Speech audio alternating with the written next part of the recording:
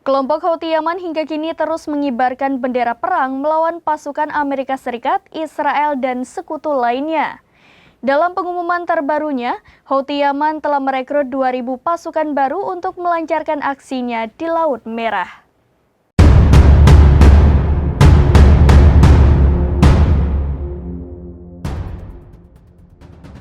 Kelompok Houthi Yaman hingga kini terus mengibarkan bendera perang melawan pasukan Amerika Serikat, Israel, dan sekutunya di Laut Merah.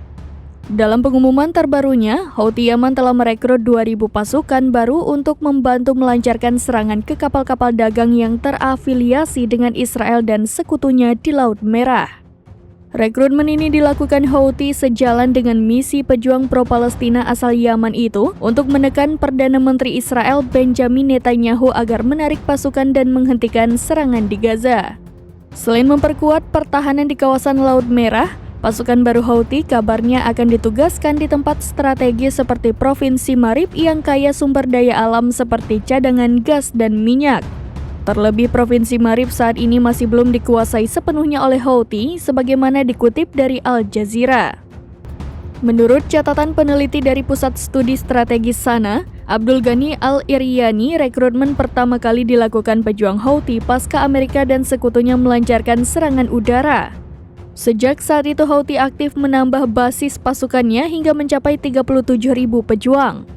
Sebelumnya pada 12 Februari, Houthi kembali merekrut pejuang baru sekitar 150.000 orang untuk menghancurkan ekonomi Israel, serta pendukung utamanya Amerika Serikat lewat serangan rudal yang menargetkan kapal dagang di Laut Merah. Sejak Houthi aktif melakukan serangan yang menargetkan kapal dagang asal Israel, negara Zionis ini merugi 3 miliar dolar Amerika Serikat akibat terputusnya jalur Laut Merah dan Laut Arab. Biaya impor barang yang harus mereka tanggung melonjak naik hingga keuntungan terpangkas sebanyak 85%.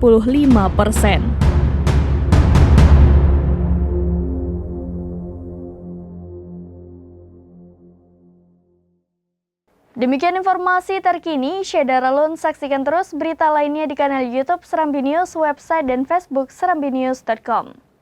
Download Tribun X sekarang, menghadirkan lokal menjadi Indonesia.